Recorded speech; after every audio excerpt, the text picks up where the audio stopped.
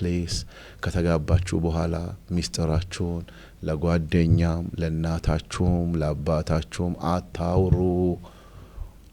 አቃጥሎ ሊደፋኝ ነው ስትይ ለኔ የሚሰማኝ እንዳባት ልጄን በደላት ነው።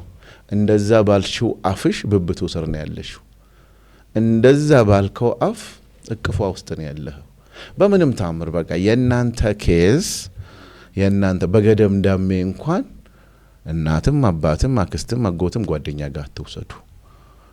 ትዳር ሚስጥር ነው። በሌላ በኩል የሁለቱ ሰዎች ሚስጥር የትም ቦታ አትገላለጥም። ሚስትህ ጋር ግን ትገላለጣለህ።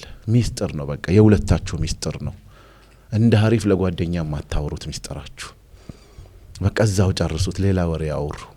ገመና ነው። በቃ የራሳችሁ ገመና ነው። አንተ እሷ ውስጥ እሷ አንተ ውስጥ። ይሄ ለማንም አይወራም። ለእናት ለአባትም አይወራም።